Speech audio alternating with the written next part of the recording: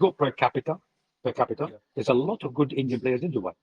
So that tells you the answer. So all they have to do is switch that program onto football, obviously with the correct people in the federation, the correct people in the government. That if they move that Zoom onto football, no doubt you will produce football players, and you do produce cricketers. So as soon as I had the conversation with Hitesh, I saw somebody with a passion for football, for development, for discovering talent, for helping the country. And then, we engaged and said, look, we would like to come to India. We've been looking at coming to India for 2 years. And I'm always asked the question, why 99? 99 is three sets of 11. So we have 3 sessions with 3 teams of 11. In Pakistan last March this year. And the game starts 2 p.m. We arrive at 1:30 p.m. to set up. And there's a kid sitting there with his folder. And in his folder, he had bought his passport copy. He had bought his qualifications. Fast forward, this is the guy that won. Hello everyone, I am Atavaris Warsi, the host of All About Football, and I am thrilled to welcome you to another exciting episode of the IKF Workshop Diaries, brought to you in collaboration with India Khelo Football. In this series, we are exploring the insights and expertise of top professionals shaping the future of Indian football through the IKF Season 4 workshop. And today we are honored to have a special guest. It is Ali Al Jishi, the visionary founder of the Football Academy, namely TFA. So, hi Ali, hi, welcome to the workshop. Welcome to the podcast. How are you feeling? Any words? I'm privileged to be here on your show. Thank you for having me. Always happy to discuss football and always happy to give what I think I know about the world of discovering talent. Yeah. So starting off, just diving in, can you share the story behind the founding of the Football Academy TFA and its core mission? Yes, a very good question to start with.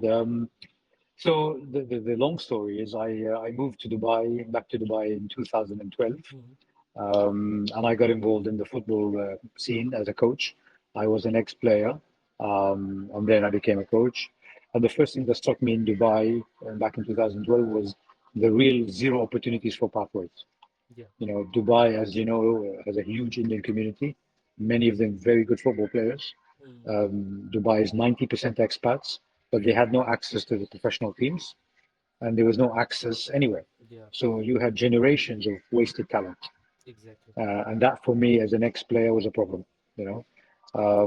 So I started the Football Academy, what TFA stands for, with the main objective of making pathways. If Yeah. you're a talented football player, you should have the opportunity either to study or play professionally. And I remember the phrase I heard on a regular basis in 2012: "You will never make a player in Dubai professional." Yeah. And unfortunately, I'm one of those guys that takes that as a challenge. And thank God now we are making people professionals. Yeah. And just to mention that, how do you think is TFA different from other football academies? In Dubai, if you talk about. Yeah, that's a great question. Look, Dubai is commercially a very good city, as everybody knows. In the football business, it's very profitable and very commercial. So in 2012, when I came into the market, there was 50 football academies. We're now talking about 150, Yeah. you know, and all the big names have been here, and all the big names are here. Man City, Liverpool, Arsenal, Barcelona, Real Madrid, to name a few, Yeah. all have academies here. So it's difficult here to stand out, Exactly. or to do something different, especially TFA and Ali Al Jishi is not a famous football player. So this became a problem or a challenge. But really, from the beginning, I understood one thing. If you deliver real football education and real football pathways for the serious football player, you'll be successful. Yeah. And that's always been us. That's always been us. We started TFA back in 2012, as I said to you. One of the things that really shocked me, it was that under 12, there was approximately 40 academies. Yeah. Under 18, there was five. So that immediately, raises an alarm bell. Why, when football becomes serious, is nobody doing it? Exactly. Yes. So, me being me, I started TFA with under 18s.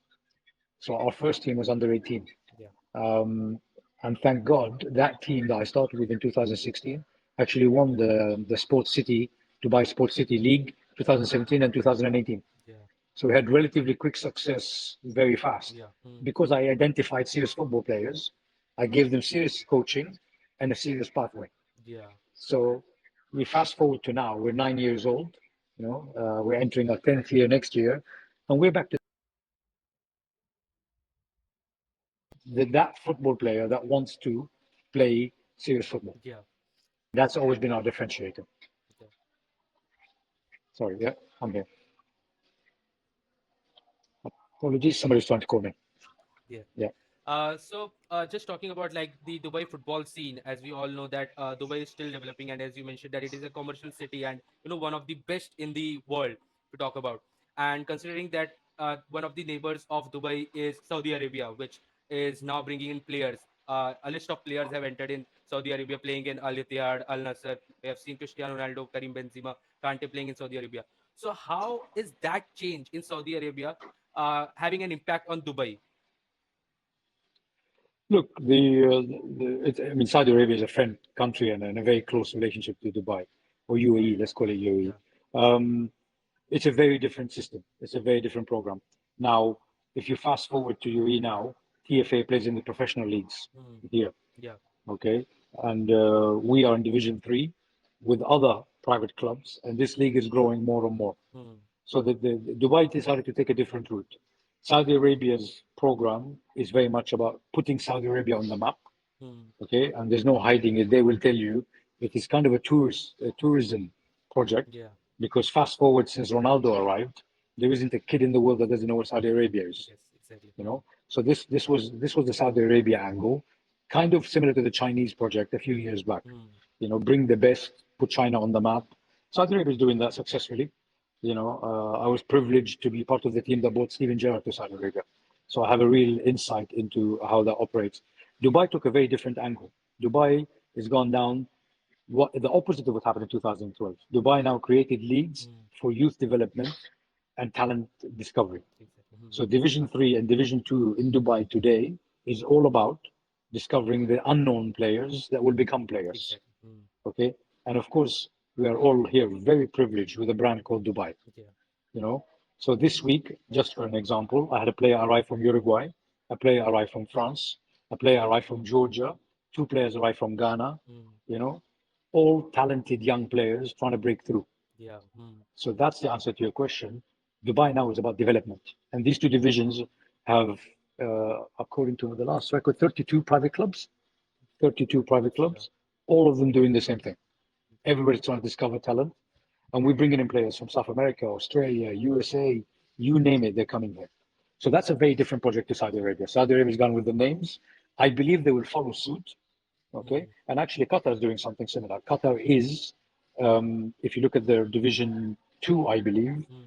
as going for these youth development. So what we call here the triangle, UAE, Qatar, and Saudi Arabia, one, own the three biggest club in the world, okay, Mm. and two, are actively producing some of the best programs in the world today. Exactly. Yes. And just like you mentioned that it is indeed necessary to identify talents, and especially in a younger age. So coming back to the topic of Indian football, Indian football is still lacking that same grassroots development as compared to Dubai. So what do you have in mind?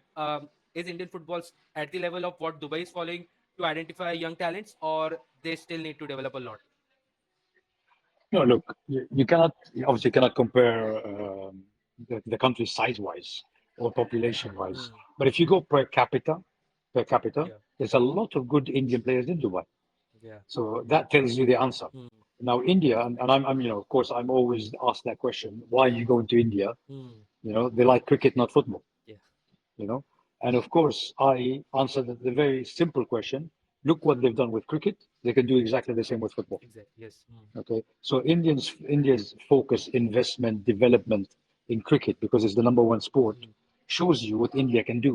Mm. So all they have to do is switch that program onto football, obviously with the correct people in the federation, the correct people in the government. Mm. That if they move that zoom onto football, no doubt you will produce football players as you do produce cricketers. Exactly. Exactly. Now, obviously, it's a long way behind, but I think I mentioned in one of my social media videos that controversial defeat to Qatar Yeah. tells you you're not far at all. Yeah. You're not far at all.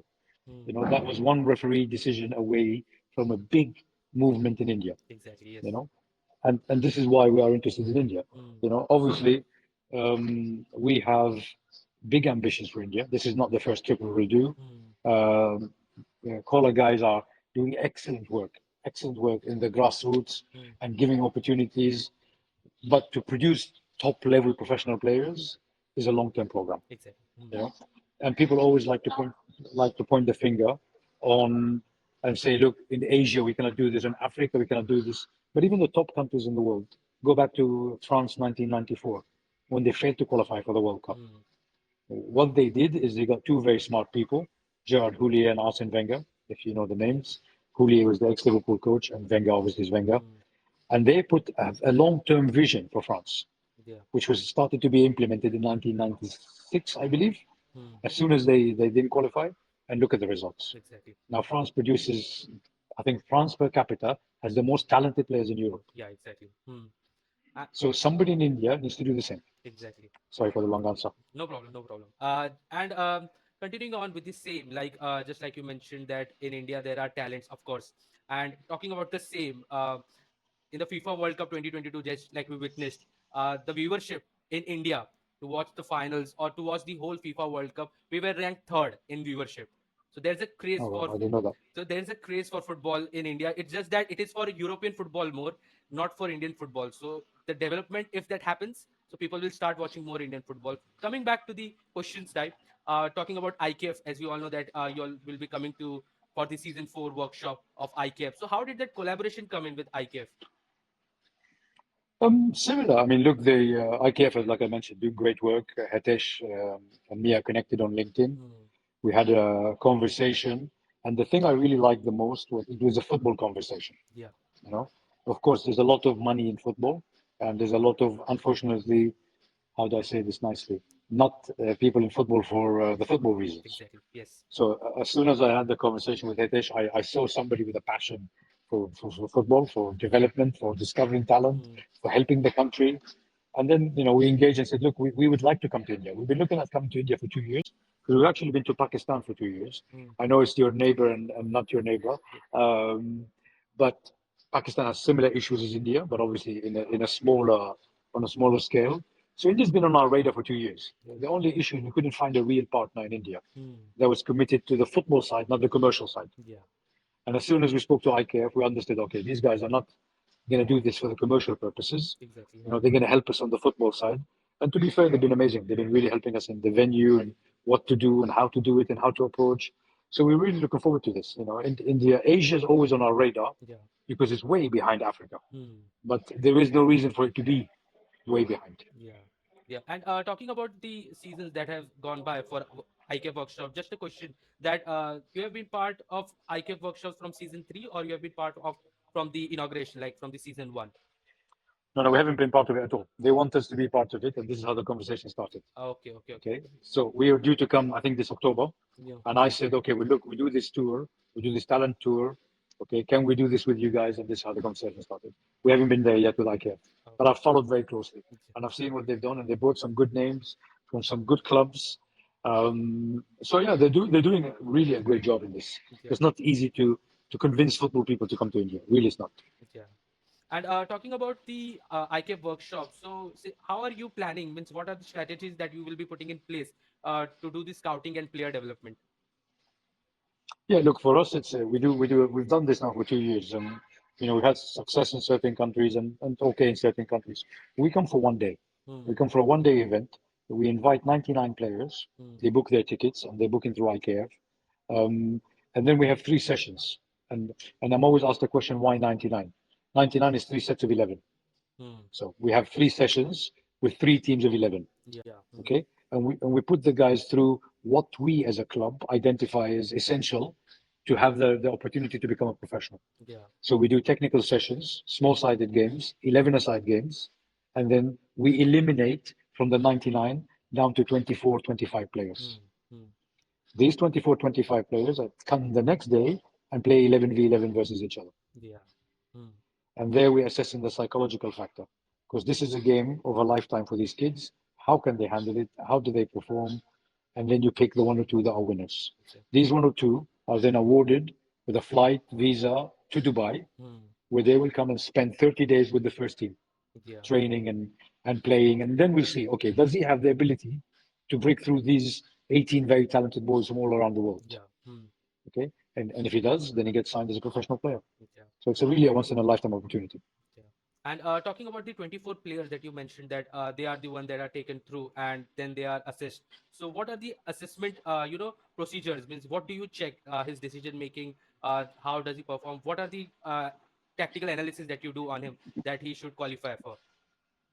Look, I'll tell you a very interesting story that happened in Pakistan recently. Yeah, So we were in Pakistan last March this year, yeah, and the game starts 2 p.m. mm, We arrive at 1:30 p.m. to set up, and there's a kid sitting there with his folder.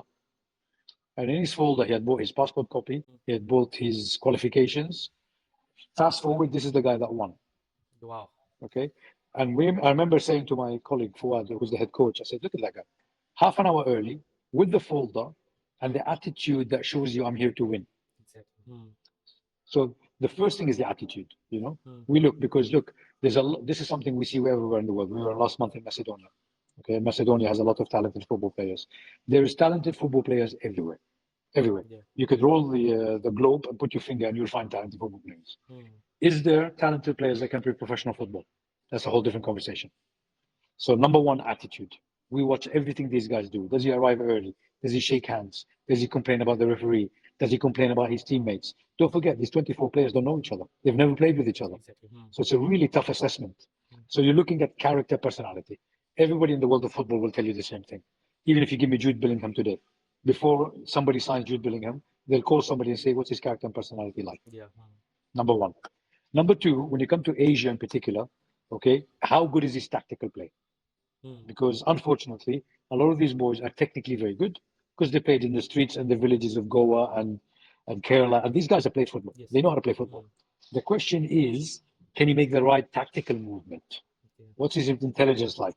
Because if you're 17, 18, 19, it's too late for me to teach you tactics exactly. to play professional football. Mm, I can improve you. Tactics, Asia, always physical. mm, We're in Malaysia this summer as well. So you have talented players in Malaysia. But if you compare them to play against the African boys or the American boys or the European boys, they're kids versus men. yes, So you're looking at the physical aspect, which we as a club work on. Now we have a huge sports science team that works on this. mm, But yeah, physically, tactically, attitude, and last but not least, technically. yeah, Of course, if you're in a professional football trial and you cannot control a football, you're not playing football. yeah, exactly. And just like a question popped up in my mind because I play myself as a goalkeeper, so I'm a goalkeeper myself. So Poor man. so talking about the same, what is the procedure for a goalkeeper like?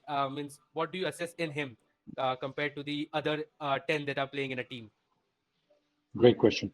So when we come to the final match, what we do is we divide the two teams. I coach one, and the other coach coaches the other team. Yeah. So we're seeing how coachable they are. Okay. Hmm. And my instruction to the goalkeeper is the same: don't give them goals. Yeah. You can concede a goal. Yeah. You're not. That's not your responsibility Hmm. because 11v11. Don't make a mistake and give them a goal. Yeah. Okay. So this is what you're looking for in a goalkeeper. A goalkeeper, as you know, the hardest part of a goalkeeper's job is you cannot make mistakes. Exactly. Everywhere else on the pitch, we call football a game of mistakes. Hmm. It's 11v11 and one ball. Yeah. You make a mistake every movement. Exactly. Somebody makes a mistake. The goalkeeper has to be 99.9 accurate, no mistakes. Exactly. You can't kick it to the opposition. You can't drop it where you're supposed to catch it. You can't miss the cross. So my advice always don't make a mistake. Concede goals, Hmm. but don't give away goals. Yeah.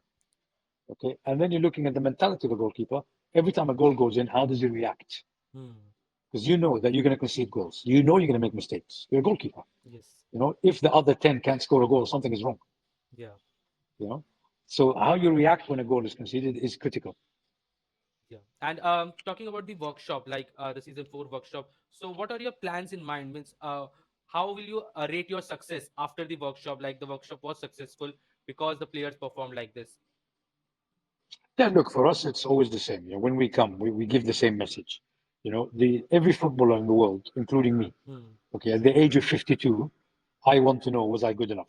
Yes. Hmm. That's what I want to know. That's all I want to know. That's what you want to know. Exactly. Could I have played at the top level?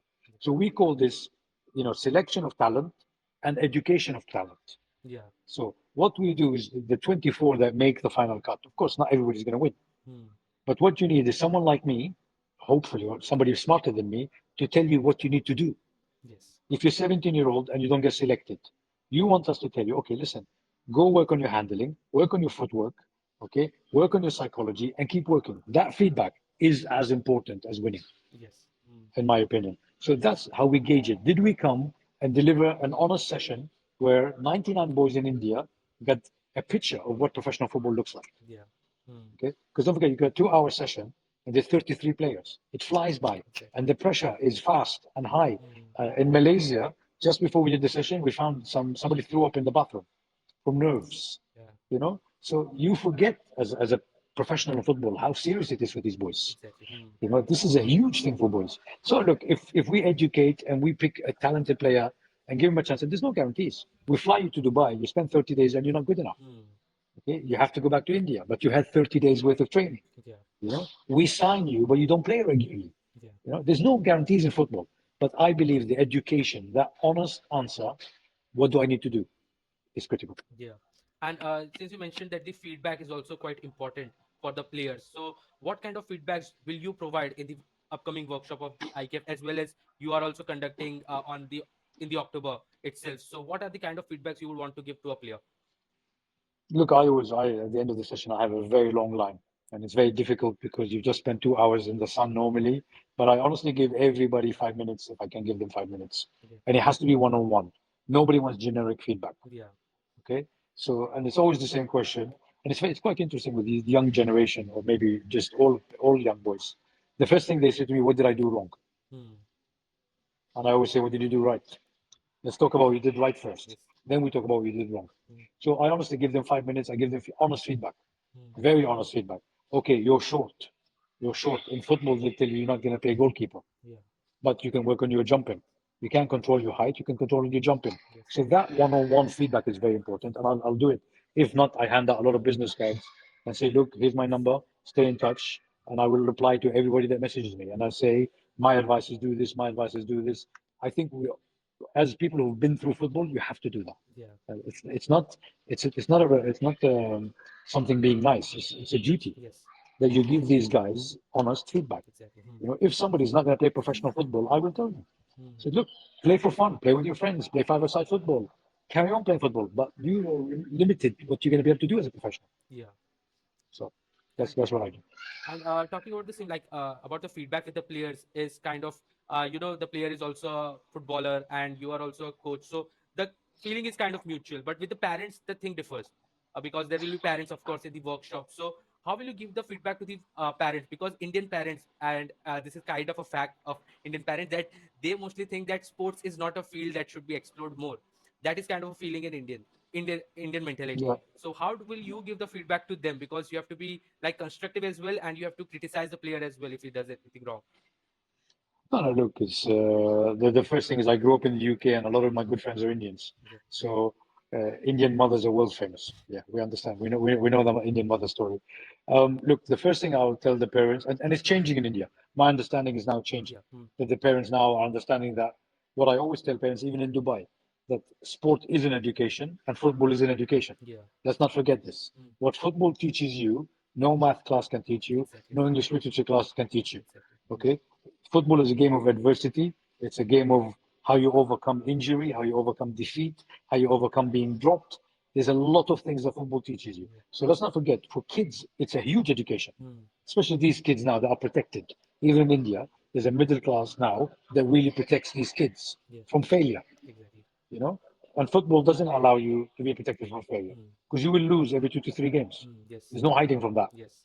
you Mm. know so that's interesting. And of course that now with the scholarship basis, in Dubai, for example, we're now preparing a program where you can come and play and study in Dubai. Mm. Okay. So if you ask me for my son, I'll want him to do a university degree and play football Yes. as they do in the US. So that's something we're doing in the UAE now, and we have a lot of interest from India, funny enough, for this project. Mm. So yes, you can use football as education and sport. Yeah. It does not have to be one or the other. Yeah. Why should it be one or the other? And look at the Americans. The Americans have discovered this 30, 40 years ago. Mm. They have the best scholarship system in the world, okay? And they produce student athletes because the American colleges understood that athletes become very good students Exactly. Mm. because they're dedicated, they get up early, they go to the gym, they live their life with discipline. So this is why the American scholarship system exists. Yeah. They understood that you bring committed, dedicated people, Mm. youngsters.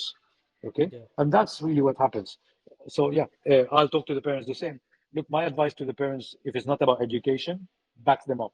Yeah. Back your child up.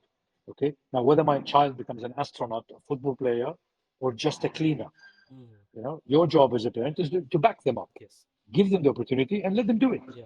Okay. Of course, not 1 billion Indians will become professional football players, Mm. but they're not going to lose anything if they try. Yeah. Exactly. And So that's my advice. since you mentioned that football teaches you a lot of things, and since I play football as well, so you can relate so many things in life to football. Like what would I have done if I would have been playing football, and then you can apply it to life as well. So one of the best teachers is sports in general as well. Um, Now coming back to the topic, like since I mentioned that I'm also a goalkeeper, so there are different training that is going on for the goalkeeper as well that you have in plans.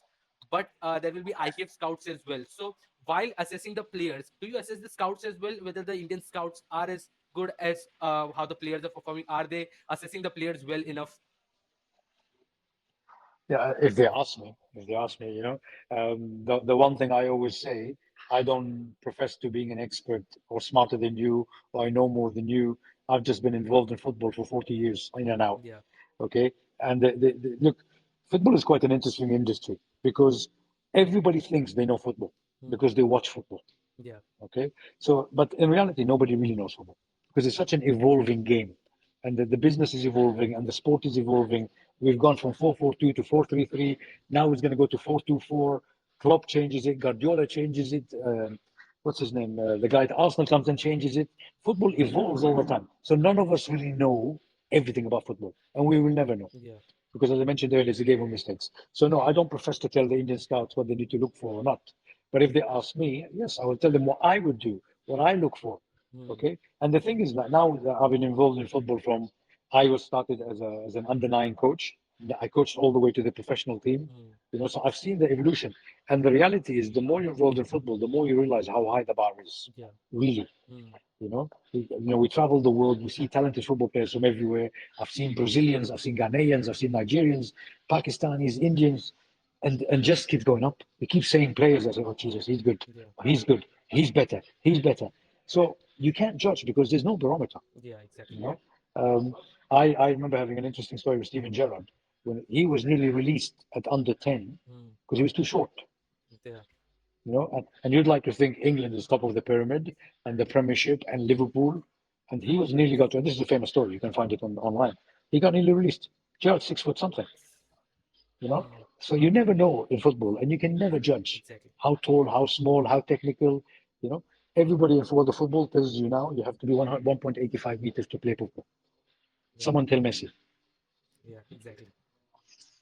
So Yeah. And that's the answer. yeah, and talking about like you had put in a reel on Instagram. I just went through the TFA Instagram. So there was a reel about Apuia that we are going to find a new Apuia in India. So talking about Apuia in general, because I am a journalist as well, sports journalist. So I do sports journalism and I attend matches. So I've seen Apuia because I live in Mumbai and he played for Mumbai in City FC. So what specific skill set do you feel Apuia has, and what makes him separate from the other players? Yeah, I mean, look, obviously, I haven't seen him live. I've seen the highlights. I've read the news. What I liked is that I feel, you correct me if I'm wrong, you see him more than me, he plays with no fear. Hmm. Yeah. Okay. And this is important because the Indian culture and Indian coaches, unfortunately, or they don't allow you to take freedom in play. Yeah. They don't allow you. You have to play in a certain way and do certain things. And we see this also in the Middle East. This is not a criticism of India. Hmm. Okay. Where the football player prefers not to make a mistake and play safe. Yeah. Hmm. So if I don't make a mistake, I'm okay. The coach will leave me alone. I don't see that in Opaya. I see him going for it. I see him playing with freedom. I see him going for the goal, penetrating runs, which is great because Indian kids need to see that. Hmm. Indian kids need to see that. You mentioned earlier about that the Indian public doesn't believe that they can make it. It just takes one player. It takes one player. Yeah. I use always Muhammad Salah as an example. Hmm. You know, in Egypt, you'd hear for years. Egypt has super talented football players, Yes. super talented, but they will never make it to the top until Mohamed Salah made it. Yes. Exactly. And then now everybody's okay, we can make it to the top. Exactly. It'll take India something like this. There'll be an Apuia, there'll be someone like this that will move to Europe and then move up the ladder and then prove to the world, okay, I can play. So to answer your question, I like his bravery, I like his physique, I like his speed, and this is why he's going. Allegedly, you tell me as a journalist, he's going to transfer for some good money, Yeah, which is he has is a already big one. transferred for Mohan Bagan, one of the, if not the biggest club in India. So he has just transferred in the transfer window just now that ended now. He's one of the Exactly. players that is transferred for 3.2 crore. Yes, if I get that right, 3.2 crore is transfer fee. Good. And that's the kind of player that will start making the market move. Exactly. Because here you go, there's a talent in India that's been developed, and somebody's paid good money for him. Exactly. Yes. And So coming back to Indian football, like, what do you feel of Indian football? Because as you mentioned that Dubai has a lot of Indian footballers that are in your academy as well. So where do you feel that Indian players lack, and what will you carry from there to the IKF workshop and your experiences with the Indian players in general? yeah, I mean, look, first of all, the league is too short. Hmm. The league is too short, and for such a huge country, Yeah. there's limited clubs that are playing at the top. Exactly. Now I know this is just the beginning, Hmm. okay, but you have to create pyramids in football, Hmm. like Dubai just did. Dubai pre-COVID had 28 professional clubs. Yeah. Okay, we are now looking at 64 or 66 clubs. Wow. Hmm. Okay, because of these private leagues that were created to open up the market. Yes. So now you're already, by channeling from the bottom up, you're already starting to put pressure Hmm. and building a development pathway. Hmm. Okay, so India needs a vision. Japan did a great job in the early 80s. They decided they wanted to be a football power. Yes. And as Japanese do, they made a meticulous plan and meticulous strategy. And you fast forward to 2000 and 2002, and they were a superpower in the World Cup. Exactly. Hmm. So India needs to do something like this. Yes. Somebody needs to create a long-term program that goes from more clubs at the top, more clubs in between, and of course grassroots football. Yeah. Grassroots football needs to develop. What we will do is we will do our little bit to help India Hmm. by bringing one or two players, educating them, bringing them back, one or two players, educating them, bringing them back. We did something similar with Ethiopia. We have an Ethiopian boy that plays with us as a super talent. Hmm. He's been with us 2 years. Rumor has it the national team will call him up now. Okay, so if TFA in its small capacity can produce some national team players at under 17 or under 18, then we're starting the process. Because others from Dubai will follow us, other clubs will see us, and it's a snowball effect. Yeah. So that brings us to the end of the second episode of the IKF Workshop Diaries, where we had an interesting chat with Mr. Ali Al Jishi, the visionary founder of the Football Academy, namely TFA, an academy based in Dubai.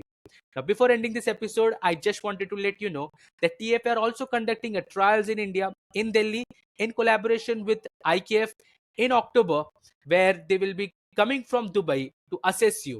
Now, one of the perks include that you can have a potential opportunity to pursue your football career in UAE, in Dubai mainly. So, talking about the workshop and the trials, it is completely different. The IKF workshop is different, and the TFA trials are different. And if you have any doubt regarding the TFA trials, don't take any tension. I'm bringing a new video around the TFA trials conducted in collaboration with IKF in the next week itself. So stay tuned on my channel and on my social media handles, especially LinkedIn, Instagram, and YouTube, and also stay updated on the TFA social media handles. So I won't take any much of your time. It was a great session with Mr. Ali Al Jeshi. And if you want to know anything about the workshop, you can visit my channel as soon as possible.